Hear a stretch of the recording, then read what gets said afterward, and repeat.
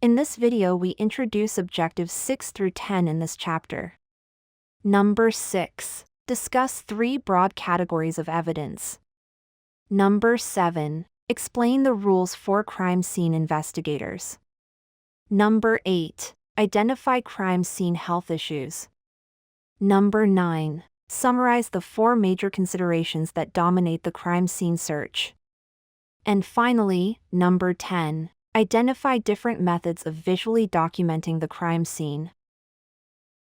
The 3 broad categories of evidence covered by your text include 1. Corpus delicti, 2. Associative, and 3. Tracing. Each criminal offense contains a distinct set of elements whose commission or omission must be demonstrated to have occurred in order to prove a case. Corpus delicti evidence substantiates these elements. Associative evidence is bidirectional in that it connects the perpetrator to the scene or victim or connects the scene or victim to the suspect. The identification and location of the suspect are the goals of tracing evidence. Corpus delicti and associative evidence may also serve these purposes. Please do not get the textbook category tracing evidence confused with trace evidence. Trace evidence has historically been associated with small or microscopic evidence such as hair, fibers, and DNA. Tracing evidence would include a wallet with identification left behind by a suspect at a crime scene. Crime scene control is critical to prevent loss of life, destruction of evidence, overlooked assignments, or a disorganized investigation. Investigators must know their agency's media policy, related laws, and contractual restrictions on discussing cases. Most departments regulate public information releases. Prohibited disclosures include a suspect's identity before arrest, unless needed for apprehension or public safety. A defendant's refusal to make statements, submit to tests, or provide an alibi. Test or exam results. Victim or witness identities if release endangers them or harms the investigation. Names of critically injured or deceased persons before next of kin notification. Permissible disclosures may include age, name, and marital status of an accused adult. Basic incident details, time, place, arrest circumstances, pursuit, weapons, or resistance. Bond amount, court date, and custody location. How the police became aware of the incident. When officers arrived on scene. Assumptions must be quickly verified to avoid misdirection, embarrassment, or lost prosecutions. Investigators must not project their own motives onto suspects without evidence. Conceptual skills are especially valuable for locating trace evidence, often microscopic, using tools such as alternative light systems, ALS, and portable vacuums. Approaching too quickly can destroy small evidence, restrict the search area, or cause investigators to overlook critical spots. Apply inclusiveness. All potential evidence should be collected. If uncertain, treat the item as evidence. Elimination prints help determine whether latent prints belong to suspects. Documentation begins with field notes and continues throughout the investigation. Other key records include crime scene entry log, administrative log, functions, sequence of events, scene release. Assignment sheets, tasks and results. Incident/offense report by first officer. Photographic log, who, where, when, conditions. Rough and final crime scene sketches. Evidence recovery log, item details, collector, witness, time, place. Medical personnel reports. Lifted prints log. Consent search form or warrant, if applicable. Investigators are at risk of exposure to infectious pathogens, disease-causing agents, such as HIV, hepatitis A, B, and C, tuberculosis, and now COVID-19. Officers should know their department's applicable policies, maintain their PP, use it as needed, and take other appropriate precautions. Your text covers this section in much more detail. Again, please read your book. The purpose of a crime scene search is to collect physical evidence that establishes a crime occurred, identifies the method of operation, narrows the list of suspects, and provides leads on the perpetrator. Crime scenes are best conceptualized with two perimeters. The inner perimeter contains known evidence and the suspect's likely paths of approach and departure. The outer perimeter extends beyond the inner area to control entry and secure the scene. The crime scene coordinator may select from 5 basic search patterns.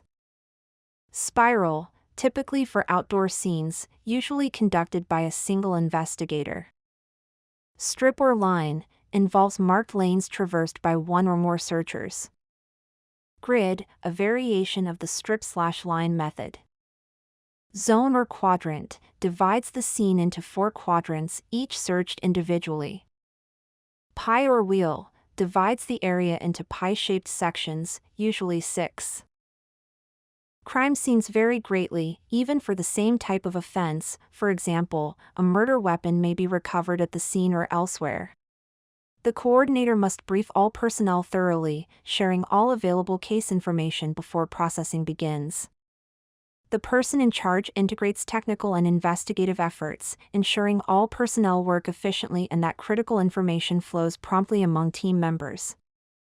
Sometimes searches must be temporarily suspended, especially if another high-priority scene requires immediate attention to preserve perishable evidence. Before releasing the scene, the coordinator confirms all assignments were completed. Ensures all equipment is retrieved and trash removed. Rephotographs the scene to document its condition for legal and public accountability. Collecting evidence is only the first step toward its presentation in court. To meet legal requirements, investigators must be able to identify each piece of evidence, who found it, and its location. Verify its presence via video, photographs, sketches, or notes.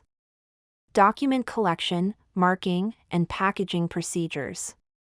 Describe how evidence security was maintained at the scene. Track who received the evidence and for what purpose.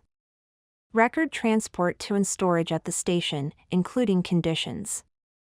Identify all laboratory personnel who handled the evidence, tests performed, and any changes made. Document who delivered evidence to the courtroom and how security was ensured. Even strong investigations can be weakened by poor or incomplete visual documentation. Effective documentation ensures the scene, evidence, and related persons are clearly and accurately recorded. Still photography provides clear, high-quality images that capture the crime scene and evidence.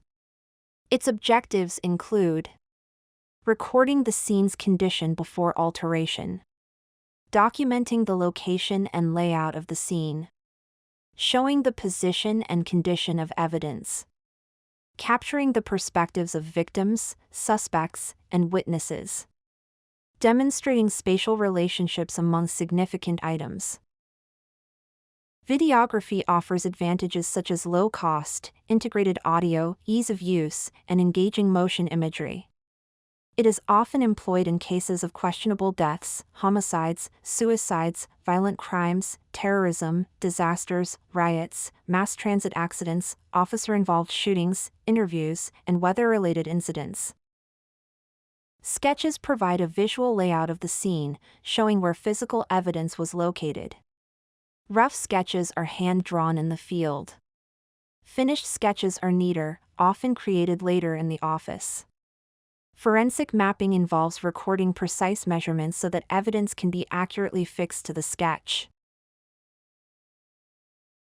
Successful investigations and prosecutions depend on proper collection, preservation, and forensic analysis of evidence.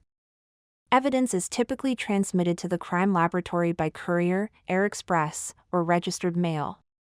The chosen method depends on the type of evidence and the urgency of obtaining results. Federal and state regulations govern the transmission of certain categories of evidence, ensuring proper handling and compliance with legal requirements. A case is considered administratively successful when it is closed under one of two conditions. One is when a case is cleared by exceptional means. This occurs when the offender has been identified. Sufficient evidence exists to support an arrest and charges. The offender's exact location is known, making immediate custody possible. 2 is cleared by arrest. This occurs when the suspect has been arrested. Formal charges have been filed. The offender has been turned over to the court for prosecution. Once again, Professor Reese insists that you read the textbook and review the SWAY in its entirety.